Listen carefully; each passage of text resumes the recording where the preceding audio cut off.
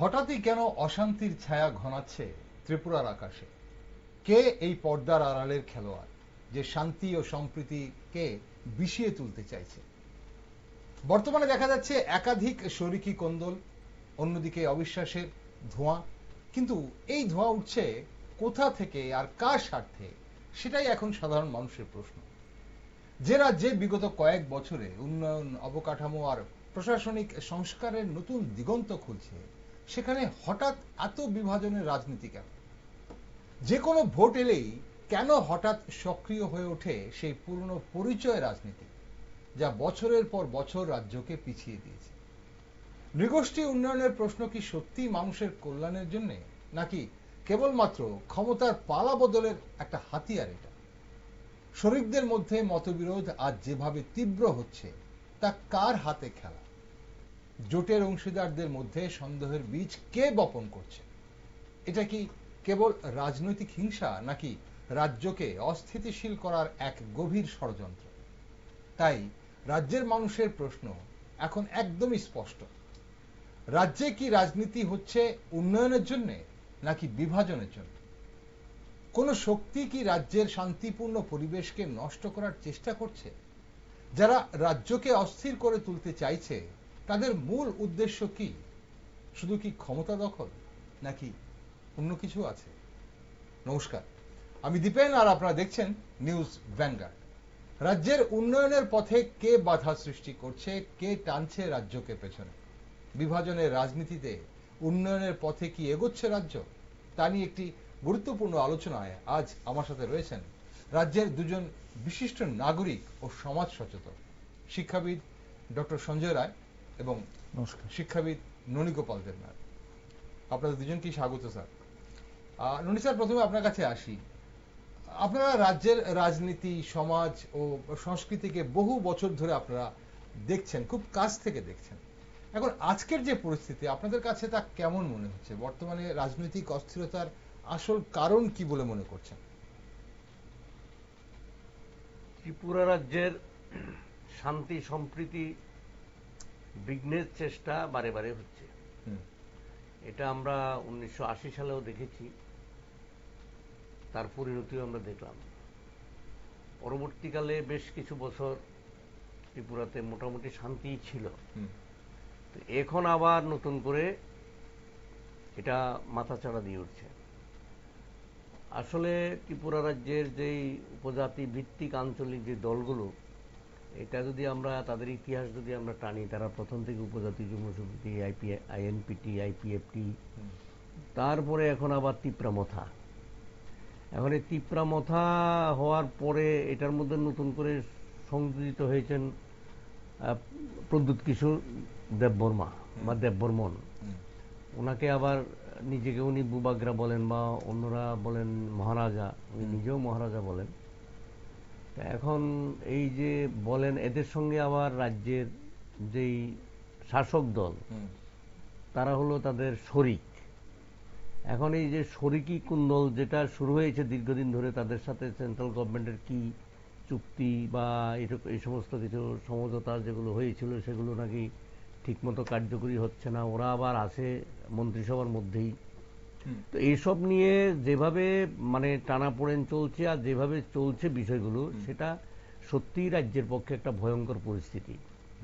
এটা নাগরিক সমাজ বা আমি ব্যক্তিগতভাবেও মনে করি যে 80 সনের যদি পুনরাবৃত্তি আবার ঘটে, এটা উন্নয়নে তো রাজ্যের এখন আর প্রশ্নই ওঠে না, কিসের উন্নয়ন। তো এখন যে একটা ভাতৃঘাতী দাঙ্গার যে পরিস্থিতি হয়েছে, যদিও প্রদ্যুৎবাবু মাঝে মাঝে মানে পার্টি খান, এক একবার এক এক রকম কথা বলেন। প্রতিদিন ওনারা আগের সকালের কথার সঙ্গে বিকেলের কথার কোনো মিল থাকে না। একদিন আগে যেটা বললেন, একদিন পরেও আবার অন্যরকম বললেন। আমি এই বিষয়টা নিয়ে বলবো, এই যে সাম্প্রতিক যে বিষয়টা, এখন আপাতত যে পরিস্থিতিটা সৃষ্টি হয়েছে, এটা মোটেই রাজ্যের পক্ষে, উন্নয়ন তো দূরের কথা, মানুষের শান্তি সম্প্রীতি বজায় রাখার জন্য, সংহতি বজায় রাখার জন্য এটা একটা বিপজ্জনক পরিস্থিতির সৃষ্টি হয়েছে।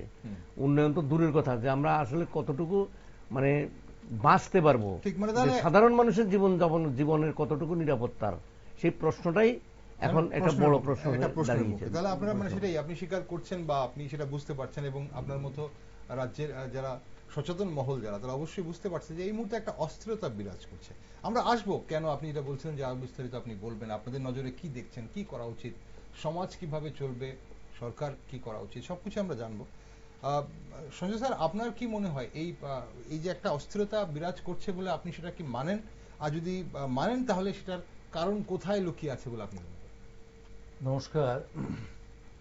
আসলে আপনি কিভাবে দেখছেন তার উপর সবটা নির্ভর করছে। এখন আমি এতটা মানে সূক্ষ্মভাবে মানে সেভাবে দেখিনি, তবে আপাতত যেটা খালি চোখে দেখা যায়, রাজনৈতিক অস্থিরতারই প্রতিফলন বলে আমার মনে হয় এটা। এখন বর্তমানে যেটা দেখতে পাচ্ছি, শরিকি কোন্দল মানে কি চাওয়া পাওয়ার রাজনীতি। তো শরিকি যখন নাকি বেসিক্যালি শরিক হয়েছিল তিপ্রা মাথার সঙ্গে যে বিজেপির, সেখানে একটা এগ্রিমেন্ট ছিল, হোম মিনিস্টার সেখানে ছিলেন, ট্রাইবেল উন্নয়নের কিছু ব্যাপার স্যাপার ছিল, এবং সামনে ধরেন এডিসি নির্বাচনও আছে। সুতরাং basically it is a power game going on, কার কাছে কে বেশি ক্ষমতাশালী শরিকদের মধ্যে। আচ্ছা। এবং হয়তো বিজেপি হয়তো চাইছে হয়তো to exert more power in the hilly area.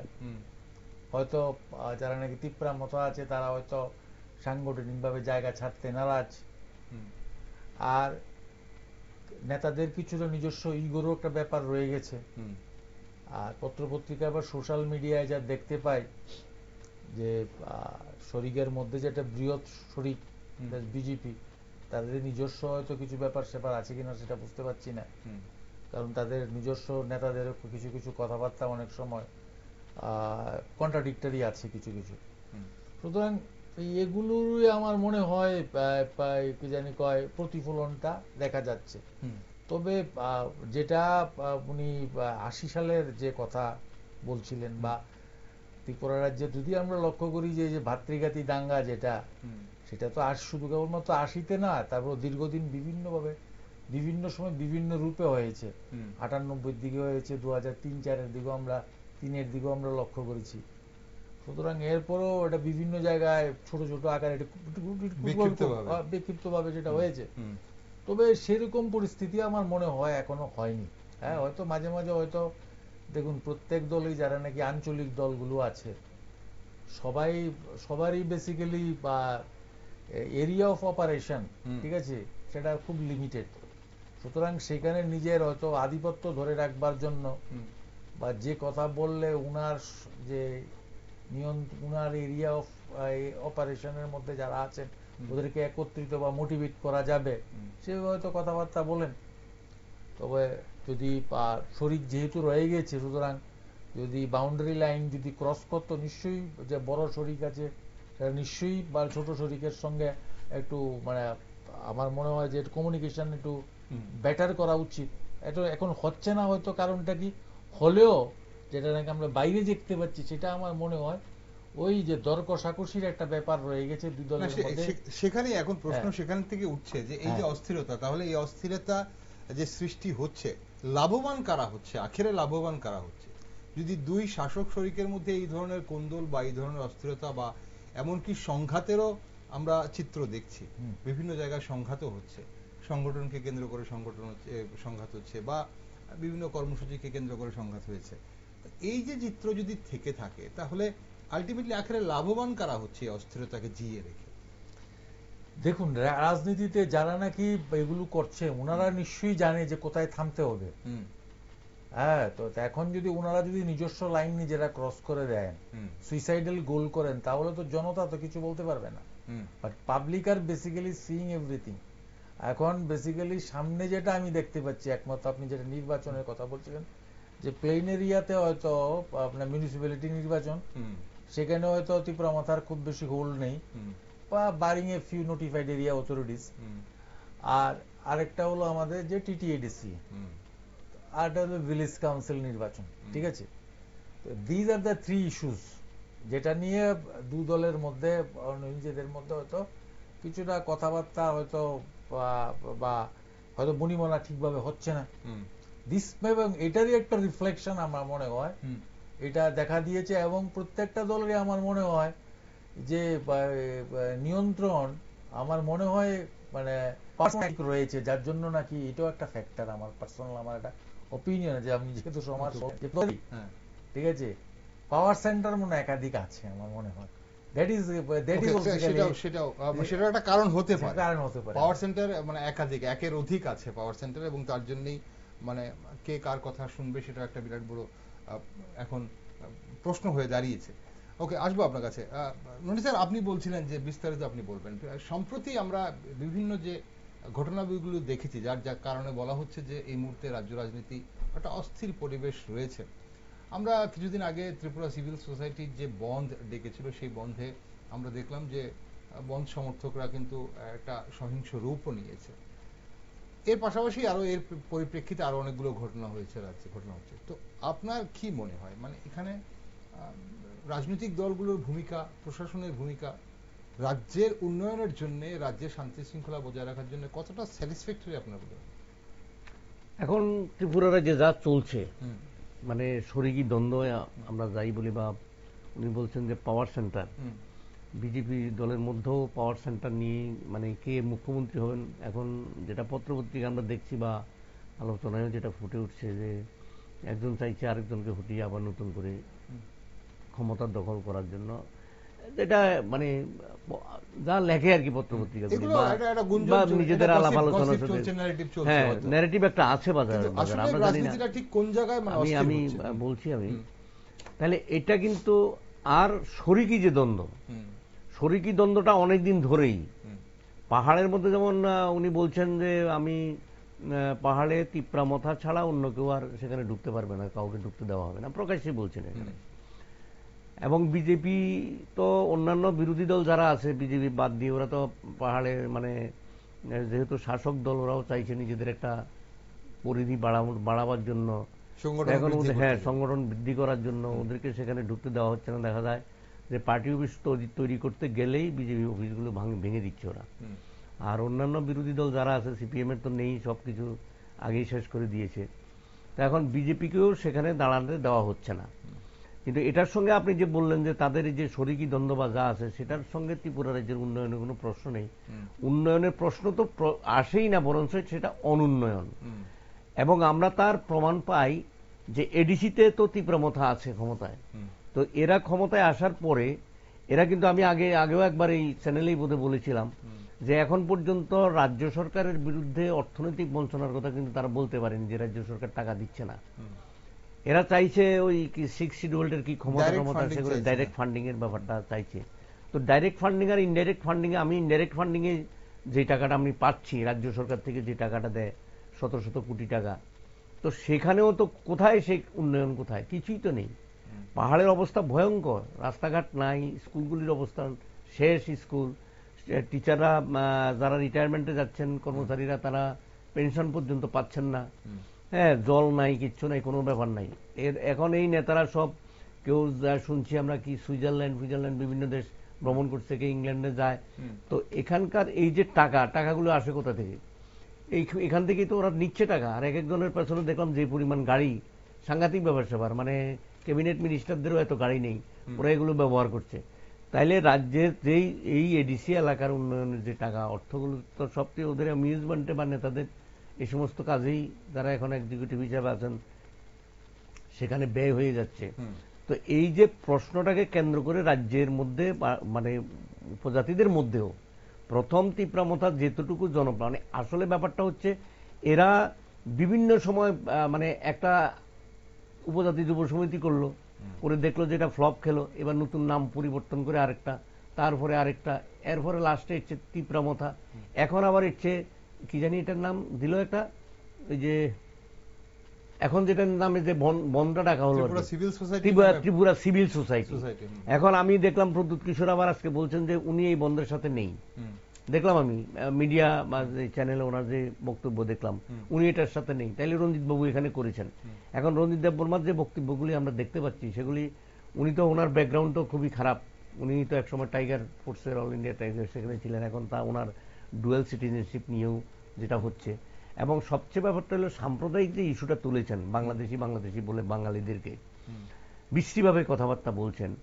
এখন এটার যে ত্রিপুরার যে ইতিহাসটা, এই অঞ্চলের যে ইতিহাস, বাংলাদেশি বাংলাদেশ কবে, এখন রাজ পরিবারেরও তো সেখানে বাংলাদেশে তাদের সম্পত্তি এখনো আছে, কুমিল্লা টুমিল্লা, এটা তো আগে ত্রিপুরা ডিস্ট্রিক্ট ছিল। এই যে কুমিল্লার যে অঞ্চলটা, এটা কুমিল্লা, এটা ত্রিপুরার ডিস্ট্রিক্ট ছিল, সেখানে এদের বাড়ি আছে, অনেক রাজ পরিবারের অনেকের জন্মও সেখানে। এটা প্রদ্যুৎ বাবু সম্ভবত এবিপি আনন্দ বা একটা চ্যানেলের সঙ্গে সাক্ষাৎকারে উনি বলেছেন ও কথাটা, যে বলছে যে আপনাদের কি সেখানে, হ্যাঁ আমাদের সেখানে বাড়ি আছে, পুকুর আছে, বা আমরা ত্রিপুরা রাজ্যের এই ইতিহাসও যদি আমরা পড়ি দেখি, তাদের দিঘি টিঘি অনেক কিছু সেখানে প্রচুর পরিমাণে সম্পদ আছে। তো এখানে বাংলাদেশি বলাটা কি, বাংলাদেশের জন্ম হয়েছে কবে, বা পূর্ব পাকিস্তানের জন্মই কবে? এখানে যদি ভারতটা যদি ভাগ যদি না হতো তাহলে তো এই প্রশ্নটা আসতো না। তাও অ্যাকসেশন অফ এগ্রিমেন্টের মধ্যে, ইনস্ট্রুমেন্ট অফ এগ্রিমেন্টের মধ্যে যখন কথাটা যদি রানী, যদি মহারানী, জানি না কেন লিখেননি উনি, যে চাকলা রোশনাবাদ সহ ভারত মুক্তির দলিলে যদি স্বাক্ষরটা হয়ে যেত, শুধু চাকলা রোশনাবাদ যদি কথাটা লেখাই থাকতো, তাহলে ভারত বিভক্ত হলেও তো এই অঞ্চলটা এখানে আসে না। এখন এটা বলে যে এই যে বাঙালি এবং পাহাড়ি ট্রাইবেল উপজাতি, এই যে একটা ক্ল্যাশ লাগানোর চেষ্টা হচ্ছে। এখন আবার উনি ঘুরে গেছেন 180 ডিগ্রি বা 360 ডিগ্রি, আমরা যাই বলি 61 ডিগ্রি, বলছেন যে না এখানে পাহাড়ি বাঙালির, আজকে বললেন আমি সম্প্রীতি চাই, দাঙ্গা চাই না, বিভেদ চাই না, দুদিন পরে আবার বলছেন যে না এটা এখানে আমার আগরতলা কার, ওই গন্ডাছড়া কার, তারপরে কি কাঞ্চনপুর কার, তাহলে এই যে বলে এই যে একটা টেনশন সৃষ্টি করে দিলেন। বিষয়টা তো সোজা না, মানুষের মনের মধ্যে ফিলিংটা কি।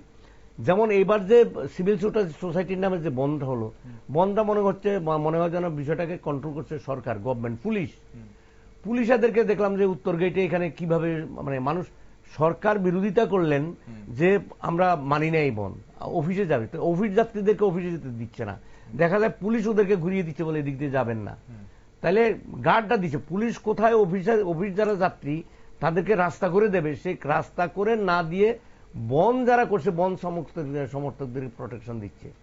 এবং ওইখানে যে মানে ওই যে নতুন বাজারে কমলপুরের ওখানটা যে ঘটনাটা ঘটলো পরে শান্তির বাজারে হালাহালিতে বা হালাহালি পরে এটা এক্সটেন্ড করেছে, সেখানেও তো কি পুলিশের সামনে ঘর বাড়ি ভাঙছে, ওরা ভাঙতে ওদের দোকানগুলো ভাঙছে, প্রচুর দোকান ভেঙেছে, লুটপাট করেছে সম্পত্তি, যেটা আমরা দেখেছি একটা সাধারণ ঘটনাকে কেন্দ্র করে গন্ডাছড়া যেটা হয়েছিল, কতগুলো বাঙালি পরিবার কতদিন সেখানে উচ্ছেদ হয়ে সেখানে এসেছিল।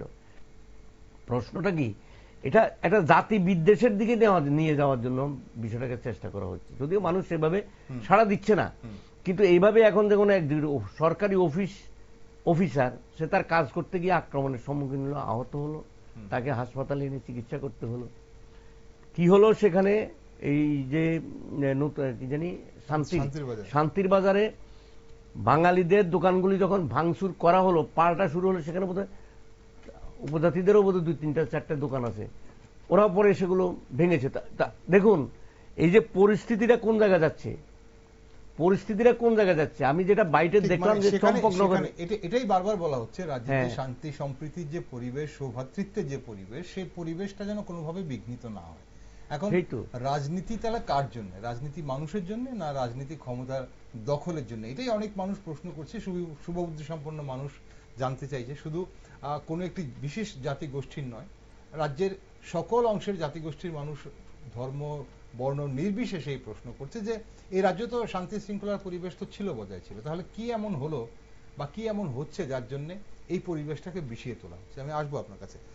আপনার কি মনে হয়, মানে এটাতে রাজনৈতিক দলের ভূমিকা, সঞ্জয় স্যার, রাজনৈতিক দলের ভূমিকা এবং প্রশাসনের ভূমিকা, আপনি বিগত কিছুদিনের যে বিভিন্ন ঘটনা, সম্প্রতি যে ঘটনাগুলো ঘটেছে, সেগুলোর পরিপ্রেক্ষিতে আপনার কি মনে হয়, ভূমিকাটা কতটুকু স্যাটিসফ্যাক্টরি? মানে কার ভূমিকা, মানে সরকারের ভূমিকা না প্রশাসনের ভূমিকা এবং রাজনৈতিক দলগুলোর ভূমিকা? দেখুন, উনি ননীবাবু যে কথাটা বললেন, যেটা বন্ধের দেখুন, আমি কিছুক্ষণ আগে একটা কথা বলেছিলাম যে বন্ধরা এবার কারা ডেকেছে, সিভিল সোসাইটি। তার মানে কি, ওই যে আমার যেটা বলছিলাম যে পাওয়ার সেন্টার মাইট বি ডিফারেন্ট, একাধিক পাওয়ার সেন্টার থাকতে পারে, এবং that may it is A reflection. আচ্ছা, মানে আমরা যদি একটু ভাঙে বলি যে এখানে আপনি বলছেন যে সিভিল সোসাইটির নামে কোনো একজন একটি রাজনৈতিক দলের বিধায়ক এই বনটা ডাকলেন, কিন্তু ওনার রাজনৈতিক দলের ব্যানার নিলেন না, তাহলে এখানেও পাওয়ারের একটা গেম রয়েছে, একটা ব্যাপার রয়ে গেছে। এখানে ক্ষমতাটা কার হাতে থাকবে, ব্যাটনটা কার হাতে চাইছেন আছে বা কার কাছে যাবে, বা মানে একটা যে আছে বোঝা যাচ্ছে, ঠিক আছে, শো অফ স্ট্রেংথ। ওকে, শো অফ স্ট্রেংথ। আচ্ছা, এখন প্রশাসন দেখুন, বন্ধ যেহেতু ডাকা হয়েছে, সরকার যেহেতু বিরোধিতা করেছে, সেখানে হয়তো গভর্নমেন্টের আমার মনে হয় একটা রোল আছে, কারণ গভর্নমেন্ট যেহেতু চিফ সেক্রেটারি বা কাগজ যেহেতু বেরিয়েছে যে সরকারি কর্মচারীদেরকে অফিসে যেতে হবে, নয়তো তাদের বিরুদ্ধে অ্যাজ পার রুলস অ্যাকশন হবে। সরকারি অর্ডারটাকে ফলো করার দায়িত্ব কার ছিল? না, সেই কথাই বলছি। কারণ কর্মচারীরা তো they are trying to go to the offices. এখন আমি কোন রাস্তা দিয়ে যাব সেটা যারা যাচ্ছেন অফিস গোয়ার তাদের ব্যক্তিগত পছন্দ, তাদের নিজস্ব সিদ্ধান্ত। রাস্তায় এখন পুলিশ ছিল, এখন যারা নাকি ব্যারিকেড করেছে, it was the duty of the police officers, definitely I will tell, ঠিক আছে, ডেফিনেটলি। এবং যদি ওনারা যদি বেসিক্যালি যদি পিকেটার যদি ওদেরকে বাধা দেয়, তাহলে যিনি অফিসে যাচ্ছেন তার রাস্তাটা সুগম করে দেওয়ার দায়িত্ব প্রশাসনের ছিল, পুলিশ প্রশাসনের ছিল। প্রশাসনকে আমি সবটাই বলছি না, প্রশাসনটাকে ভেঙে আনছি, পুলিশ প্রশাসনকে ছিল। এখন পুলিশ প্রশাসনে কে বা কাহারা তখন যে সরকারের ওই নির্দেশের বাইরে কাজ করেছে, তাদেরকে আইডেন্টিফাই করা উচিত। Government should not sit idle, আমার মনে হয়, এবং necessary action should be taken by the government. কারণ কি, শুন, কালকে আমরা জানি কয়, তাহলে এই যে মানে স্বরাষ্ট্রমন্ত্রীর নির্দেশ বা মুখ্যমন্ত্রীর নির্দেশ বা সরকারের নির্দেশ, একাংশ পুলিশ কর্মী যে সেটাকে পাত্তা দিল না বা বিপরীতমুখী কাজ করে না। আবার দেখুন শান্তির বাজারের যে ঘটনা ঘটেছে, আপনি লক্ষ্য করে দেখেন, সেখানে কিন্তু এসডিএম কে দেখেছি বা পুলিশ প্রশাসনকে দেখেছি অনেকেই ঝাঁপিয়ে পড়েছে, অ্যাক্টিভ ছিল। সুতরাং তার মানে কি দেখা যাচ্ছে, কোথাও কোথাও কিছু কিছু কর্মচারী যারা আছেন বা পুলিশ প্রশাসনের লোক আছেন, they were not basically, they are not মানে ডিসিশন, ঠিক আছে। এখন কে বা ইম্প্যাক্ট হয়ে গিয়েছে, সেখানে মনে হচ্ছে পুলিশ ইজ এইডিং, ঠিক আছে, কিন্তু কোথাও কোথাও তো পুলিশ তো অ্যাকশন নিয়েছে, প্রশাসন তো অ্যাকশন নিয়েছে। তার মানে কি, যে সরকার নিশ্চয়ই বলে দেয়নি যে তুমি এটা এখানে এটা এইভাবে করো, এটা এইভাবে করো। এখন প্রত্যেকটা পুলিশ অফিসারেরই বা যারা পুলিশ প্রশাসনে যারা আছে, ওদের ডিসক্রিপশনের উপর ছিল। আমার মনে হয় সরকারের যারা অফিসাররা আছেন, they should basically identify those people. কারণ কি, আলটিমেটলি আমি ব্যক্তিগতভাবে আমার নিজেরও খুব খারাপ লাগেছে, কারণ আমি দেখেছি কিছু কিছু লোক যাওয়ার সময় ওদের সঙ্গে বাজে বাজে কথাবার্তা বলেছে, পুলিশ সেখানে কিছু অ্যাকশন গ্রহণ করেনি। এখন কেন গ্রহণ করেনি সেটা গ্রহণ করার দায়িত্ব পুলিশের ছিল। তো আগামী দিনে যখন সরকার যখন বলবে যে আমি তোমার বিরুদ্ধে পিউনিটিভ অ্যাকশন নেব, এখন যারা নাকি সরকারের ওই ডিউটি কমপ্লাই করতে গিয়ে যারা নাকি ক্ষতিগ্রস্ত হলো, সেই দায়বদ্ধতা আগামী দিনে যখন নাকি সরকারের প্রশাসন থেকে যারা লিখবে যে যদি সঠিকভাবে যদি কোনো কর্মচারী না যেতে পারে, তাহলে তাদের বিরুদ্ধে অ্যাকশন নেওয়া হবে, আগামী দিনে সরকারকে উচিত যেটা বলে দেওয়া যে সিকিউরিটি উড বি বেসিক্যালি, সিকিউরিটির দায়িত্বটা সরকারের কাছে পুরোটা থাকবে। নত ওইরকম আদেশ লেখা উচিত নয় সরকারের, আমি ব্যক্তিগতভাবে বলবো। কারণ যেভাবে নাকি, কারণ কি, তাহলে সাধারণ মানুষের সিকিউরিটি তাহলে কে দেবে? কারণ আমি যেহেতু সরকার যেহেতু বন্ধ পোস্ট করেছে, যারা নাকি সরকারের আদেশটাকে মানতে যাবে তাদেরকে প্রোটেকশন দেওয়ার দায়িত্ব কিন্তু সরকারের এবং পুলিশ প্রশাসনকে যদি দেওয়া হয়ে থাকে। যে সমস্ত পুলিশ অফিসাররা বা যে প্রশাসনে যারা যারা সেখানে ঢিলেতালি মানে মানে মানে যারা নাকি ইনডিফারেন্ট রোলে ছিল, ঠিক আছে, তাদের বিরুদ্ধে তাদেরকে তো আইডেন্টিফাই করা উচিত, এবং সরকার তাদেরকে আইডেন্টিফাই করা উচিত, এবং রুল অনুযায়ী যেরকম অ্যাকশন নেওয়া উচিত আমি ব্যক্তিগতভাবে মনে করি তাদের বিরুদ্ধে অ্যাকশন নেওয়া উচিত। ওকে, এখন আরো একটা বিষয় হচ্ছে, আমরা একদিকে যখন এটা দেখছি, এই ঘটনাটা দেখছি, আরেকদিকে আমরা দেখলাম যে শান্তির বাজার বলুন, যেখানে প্রশাসনের যারা কর্মকর্তা ছিলেন তাদের উপর বন সমর্থকরা প্রাণঘাতী হামলা করেছে যেটা, এবং সেখানে শুধু তাই নয়, এবং এর আগে পরেও আমরা দেখেছি যে পুলিশের ওপর হামলা হচ্ছে, পুলিশকে স্টেজ থেকে নামিয়ে পুলিশকে মারা হচ্ছে। এখন এই যে পরিবেশটা বা পুলিশ প্রশাসনের ওপর যে একাংশের এভাবে মারদাঙ্গা করাটা, এটাও কি মানে কিসের ইঙ্গিত দিচ্ছে বলে মনে করেন? এটা কি মানে মানুষের কি পুলিশের উপর ভরসা উঠে যাচ্ছে নাকি? দেখুন, এটা আমার তো ব্যক্তিগতভাবে মনে করে সেটার জন্য পুলিশ কর্তৃপক্ষকে নিজেদের চিন্তা করা উচিত। পুলিশ কর্তৃপক্ষ যারা আছেন, পুলিশ কর্তৃপক্ষকে দেখুন, সরকারি আমলা বা যারা নাকি সরকারের যারা মন্ত্রী লেভেলে থাকেন, ওনারা নিশ্চয়ই ততটা মানে ডাউন দ্য লাইন ওই যে বিলোনিয়ার যে ঘটনার কথা আপনি বলছেন সেটা বলে দেয়নি, ঠিক আছে? তো এখন মানে মানে কাদের এত, দেখুন এটা তো এই মানে পুলিশ হয়তো কেউ হয়তো পুলিশকে আক্রমণ করতে পারে, কিন্তু আক্রমণ করলে সে ছুটে যাবে কি করে? পুলিশের যে আপনি লক্ষ্য করে দেখুন, পুলিশ কর্মচারী যে যিনি মারছিলেন, যাকে মেরেছেন, তারপর সেখানে তো আরো অন্যান্য পুলিশ ছিল। What they were doing? বাকিরা কি করছিল? এবং পরবর্তী সময়ে পুলিশ মানে কি ধারায় মামলাটা দেওয়া হলো যে ওনারা জামিন পেয়ে গেলেন? দি কোশ্চেনস আরাইজেস। তার মানে কি পুলিশের ভূমিকা সম্পর্কে পুলিশদের নিজেদেরকে স্বীকার ভাবতে হবে। হোয়ার আর উই স্ট্যান্ডিং? তাদের পায়ের নিচের জমি, পুলিশের পায়ের নিচের মাটি কোথায় আছে সেটা নিজেরাই শক্ত করতে হবে। স্যার আপনার কি মনে হয় এই বিষয়টাতে, সেম বিষয়টা? না, দেখুন আমি যেটা বুঝি আর কি, এই যে পুলিশ প্রশাসন বলুন আর যাই বলুন, এটা সবসময় রুলিং পার্টির আজ্ঞাবহ থাকে। আপনি রুলিং পার্টি যদি না চায়, যে কোনো রুলিং পার্টি হতে পারে, তাহলে রাজ্যে মাফিয়াবাজি, তোলাবাজি, তারপরে আপনার এই যে খুন সন্ত্রাস, এগুলি অনেক কম হয়। এই যে ধরুন আপনি কি হলো ব্যাপারটা, এই যে ত্রিপুরার যে ড্রাগস এই যে ধরা পড়লো 2 ওয়াগন, কি সাংঘাতিক ব্যাপার স্যাপার। তো কি হলো, এখন পর্যন্ত কোনো অ্যাকশন আছে? এখন পর্যন্ত কোনো অ্যাকশন নাই তো। কিন্তু এইটাই মানে ব্যাপারটা হচ্ছে, যদি ইলিগেল কাজ বা অনৈতিক কাজের সঙ্গে যদি এই মানে যারা রুলিং পার্টি আছে তাদের নেতাদের যদি যোগাযোগ হয়ে যায়, এবং যারা এরকম মিসক্রিন্ট, এরা কিন্তু অ্যাকচুয়ালি নিজস্ব কোনো দলের না। আমি আমার ব্যক্তিগত অভিজ্ঞতা যদি করি, যে দল আসবে সেই দল, হ্যাঁ, এটা এরা শিফটিং করে। এরা শুধু দেখবে ত্রিপুরার যে 60টি আসন 30টা ক্রস করেছে কিনা। যখন দেখবে যে 30টা ক্রস করে ফেলেছে, তখন এদের শিবির চেঞ্জ করতে 1 মিনিটও সময় লাগে না। এদের পকেটে তখন থাকে, ওই রুলিং পার্টিরও থাকবে, বিরোধী দলেরও থাকবে, যে তখন ওইটা বেঁধেই ওরা নেমে যায়। এখন রুলিং পার্টি যারা নেতা আছেন তাদের এই জিনিসটা প্রথম একটু ভাল লাগে, বিরোধীদেরকে পেটাই করে বা অন্য করে এই সমস্ত করে, কিন্তু পরবর্তী সময় এরাই কিন্তু মানে ওই শাসক গোষ্ঠীর জন্য, আমি তো এটা নির্দ্বিধায় বলতে পারি, এখন যা ঘটনা চলছে সারা রাজ্যে, এটা কি শাসক দলের পক্ষে কি মঙ্গলজনক হচ্ছে? মোটেই তো হচ্ছে না, মোটেই হচ্ছে না। এই যে বিলোনিয়াতে যে কোনো ঘটনাই হোক, যেভাবেই হোক, কেউ বলছেন, যারা শাসক দলের অনেকে আছে বলছেন ওনার স্টেজে ওঠাটা উচিত হয়নি, ঠিক আছে।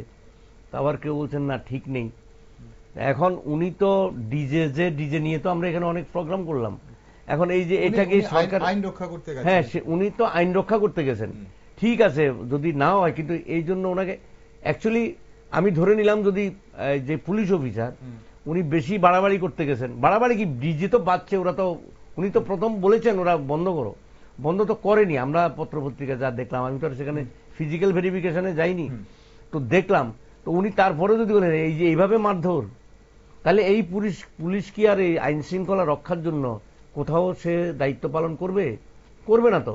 তাহলে এতে কি হবে, সাধারণ পাবলিকের জীবন মান। আপনি যে বলছিলেন উন্নয়ন, আরে উন্নয়ন তো পরের কথা, আমি তাকে আমার মানটা রক্ষা করব। এখন আমি এডিসির যেমন উদাহরণটা দিলাম, কি মানটা? আপনি এমনিতেও রাজ্য সরকার দেখুন না, রাস্তাঘাটগুলির কি অবস্থা, স্কুলগুলিতে শিক্ষক নাই, তারপরে মানে বিভিন্ন জায়গায় আছে, কোথায়? শহরে একটা কিছু করলেই তো হবে না, গ্রামে গঞ্জে তো সবগুলো যেতে হবে। তারপরে আমি বলবো সরকারের যে কাজকর্ম কিছু আছে, বেশ কিছু আছে যেগুলি মানুষের স্বার্থে করা হচ্ছে, কিন্তু এগুলির রেজাল্টটা তো পাবলিকের কাছে যাচ্ছে না, এই ঝামেলার কারণে পাবলিক বুঝতে পারছে না।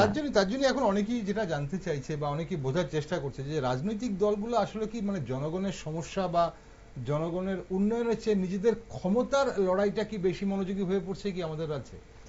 আপনার এটা শুধু কেবলমাত্র আমাদের রাজ্যে না, এটা দেখুন একটা রাজনীতিতে আমার মনে হয়, আমি যেটা বুঝি আর কি, দেখুন এটা আমরা মানে বলি আর কি, যে দল তো ক্ষমতায় যদি না থাকে তাহলে আমার লাভ নেই, আর আমি যদি ক্ষমতায় না থাকতে পারি, ঠিক আছে, তাহলে আর আলটিমেট তো গেইনটা তো আমার হচ্ছে না। সুতরাং আমি ক্ষমতায় কতখানি আছি, আমার ক্ষমতার কেন্দ্রবিন্দুতে আমি কতখানি আছি, অনুষ্ঠানের সময় ফুরিয়ে যাচ্ছে স্যার। আমরা আপনাদের দুজনকে আজ এখানে পেয়েছি, আপনারা অবশ্যই রাজ্যের বিশিষ্ট নাগরিক এবং সমাজ সচেতক। আপনারা যা বলেন সমাজ তা শোনে, সমাজ সেটা একটা দিক নির্দেশনা পায়। খুব ছোট্ট করে 5 মিনিট সময় আছে আমার হাতে, আপনাদের দুজনকে 2 মিনিট করে সময় দিতে পারবো, যে কোন কোন বিষয়গুলোতে এই মুহূর্তে সরকারের বা প্রশাসনের বা সাধারণ মানুষেরও নজর দেওয়া উচিত এবং করা উচিত আপনারা মনে করেন আমাদের রাজ্যের এই যে পরিস্থিতি, রাজ্যের স্থিতিশীলতা বজায় রাখার জন্য কোন কোন জিনিসগুলো করা উচিত বলে মনে করেন? স্যার, ননি স্যার, আপনি। আমি একটা কথা বলি, মানে ওইটা যাওয়ার আগে আর কি 2 মিনিট তো সময় পাবো। এরকম যদি ব্যবস্থা হয় যে রাজনীতি করলে পরে এর চেয়ে রাতারাতি ধনী হওয়া যাবে না, মানে বাড়তি উপসুখ টাকা রোজগার করা যাবে না। একটা ডাক্তার, একটা ইঞ্জিনিয়ার ছেলে কত কষ্ট করে পড়াশোনা করে, কিন্তু দেখা যায় যে পলিটিক্যাল ক্লাস 8 পাস ও সে মানে রাজনৈতিক ক্ষমতাকে কাজে লাগিয়ে সে কোটি কোটি টাকা মানে মালিক হয়ে যাচ্ছে। এটা যদি কোনোদিন এরকম হয় যে এখন তো রাজনীতি হচ্ছেটা কি, রাজনীতি হচ্ছে যে রাজনীতি করলে পরে কিছু বাবারে বাড়তি কিছু কামাই হবে, ভালো কামাই হবে, এটাও একটা রোজগারের পথ হিসাবে এখন দেখা হচ্ছে। আগের মতো এটা সেবামূলক কাজ হিসাবে পলিটিশিয়ানরা এখন যাচ্ছে না। এটা যদি বন্ধ হয়, যদি বন্ধ হয়, আমি ত্রিপুরার কথা বলছি না, সারা দেশের কথাই বলছি, হ্যাঁ, তাহলে ওই যে মিসকিনগুলো, ওই যে অশিক্ষিতগুলো, কম শিক্ষিতগুলো, অর্ধশিক্ষিতগুলো যারা এখন নেতা হয়ে বসে আছে টাকা রোজগারের জন্য, এরা আর রাজনীতিতে আসবে না।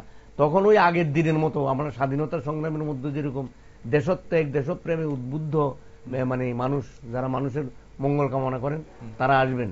তো এখানে রুলিং গভর্নমেন্টেরও আমি মনে করি এই যে বিষয়গুলো দিকে নজর দেওয়া উচিত। নজর দিলে পরে কি হবে, আখেরে তাদের লাভ হবে, আখেরে তাদেরই লাভ হবে। কারণ এই সমস্ত অবাঞ্ছিত ঘটনাগুলোকে যে প্রমোট করা মোটেই উচিত না। ভালো লোকদেরকে যদি পলিটিক্সে যদি না আসে তাহলে ভালো কাজ হবে না। আর দ্বিতীয়ত হলো এই যে তীব্রমতাকে এই যে যেভাবে প্রশ্রয় দেওয়া হয়েছে, আমার মনে হয় সাধারণ ক্ষমতার জন্য, ভোটের জন্য এইভাবে প্রশ্রয় দেওয়াটা ঠিক হয়নি। আজকে কিন্তু রুলিং গভর্নমেন্টের জন্য এটা কিন্তু একটা বিপজ্জনক পরিস্থিতি গেছে। আপনি আমি যদিও দেখেছি আজকে একটা পত্রিকায় যে মুখ্যমন্ত্রী আর তীব্রমতার যিনি সুপ্রিমো, তার সঙ্গে যিনি মিটিং হয়েছে, আমি পত্রিকা যেটা নিউজটা দেখলাম আর কি। তো যদি এমনই হয় তাহলে মানুষেরকে এত যন্ত্রণা দিয়ে লাভ কি? বসে আলোচনা করে সবকিছু মিটমাট করে ফেললেই তো হয়, তো ফাঁকে মানুষ কেন? তো এই সমস্ত জিনিসগুলোকে আমার মনে হয় বন্ধ করা উচিত। আর দ্বিতীয়ত হলো আমার যেটা, যে সাম্প্রদায়িক বক্তব্য সে যেই রাখুক, সাম্প্রদায়িক বক্তব্য, উস্কানিমূলক বক্তব্য, এগুলোকে বন্ধ করা উচিত সরকারের যেহেতু পাওয়ার আছে, সরকারেরই দায়িত্ব। তাহলে দেশে রাজ্যে ঐক্য সংহতি, আমি সারা ভারতবর্ষের কথা পরে বললাম, আমার ত্রিপুরার যেহেতু আগে এখানে উস্কানিমূলক বক্তব্যগুলো সেখানে যেই করুক। ওকে স্যার, আপনার কি মনে হয়? অনুষ্ঠান সময় লাগছে। না, আমি মানে ব্যক্তিগতভাবে মনে করি যে এখনো রাজ্যের যেটা নাকি আমরা ভাবছি যে মানে অস্থিরতার যে একটা ব্যাপার, অ্যাকচুয়ালি আমি সেরকম দেখি না। এটা basically it is basically political game কিছু চলছে। আচ্ছা, এটা বেসিক্যালি পাওয়ার গেম, পাওয়ার স্ট্রাগল, ঠিক আছে? এটা অনেক সময় হয়, তার রিফ্লেকশন কিছু কিছু হয়। আর যে সমস্ত কিছু যে টুকটাক যে সমস্ত ডেভিয়েশন দেখতে পাচ্ছি, দেখুন এগুলো আগেও হয়েছে, এখনো চলছে, কিন্তু এগুলো মানে এগুলো থেকে কন্ট্রোল করতে গেলে প্রশাসনকে, আমার ব্যক্তিগতভাবে মনে করি প্রশাসনকে আরেকটু বেশি আমার মনে হয় সংবেদনশীল এবং একটু কঠোর হতে হবে। যদি প্রশাসনকে সংবেদনশীল এবং একটু কঠোর হওয়া হয়, তাহলে অনেক কিছুই কিন্তু এমনিতে সমাধান হয়ে যাবে বলে আমি ব্যক্তিগতভাবে মনে করি। অসংখ্য ধন্যবাদ আপনাদের দুজনকে। আজ আপনারা গুরুত্বপূর্ণ আলোচনা তো অবশ্যই করলেন এবং রাজ্যের মানুষ কি চায় সেটা আপনাদের চিন্তাধারা থেকে, আপনাদের কথা থেকে সেটা প্রতিফলিত হবে। ধন্যবাদ মনি স্যার, আপনাকে ধন্যবাদ। সঞ্জয় স্যার, আপনাকে ধন্যবাদ। দর্শক বন্ধুরা, ত্রিপুরার পাহাড় সমতল আজ প্রশ্ন করছে একটাই, এই অস্থির রাজনীতি কার জন্য? বিভাজনের রাজনীতি কার জন্য? বিভাজনের এই অন্ধ খেলায় শেষ পর্যন্ত লাভ কার হবে? নাকি কেউ পরিকল্পিতভাবে রাজ্যের এই স্থিতিশীলতাকে ধ্বংসের মুখে ঠেলে দিতে চাইছে? আসলে মানুষ চায় কাজ, শিক্ষা, শান্তি। ত্রিপুরার মানুষ রাজনীতি চায়, কিন্তু সংঘাত নয়। উন্নয়নের রাজনীতি চায়, বিভাজনের নয়। কিন্তু একাংশের কাছে রাজনীতি আজ যেন শুধু বিভাজন, বিভ্রান্তি আর ভোটের অঙ্ক। তাদের কাছে উন্নয়নের গল্প এখন কেবল নির্বাচনী মঞ্চের সংলাপ মাত্র হয়ে দাঁড়িয়েছে। তবে জনগণ সব জানে, সব বোঝে। যারা ত্রিপুরার শান্তি সম্প্রীতির বাতাসে বিষ ছড়াচ্ছে, পর্দার আড়ালে সেই পরিচালকদের মানুষ হয়তো নীরবে জবাব দেবে। তাই রাজ্য রাজনীতির সব খবরে চোখ রাখছি আমরা। আর আপনারা সব নিউজ ও আপডেট দেখার জন্য চোখ রাখুন শুধুমাত্র নিউজ ভ্যানগার্ড।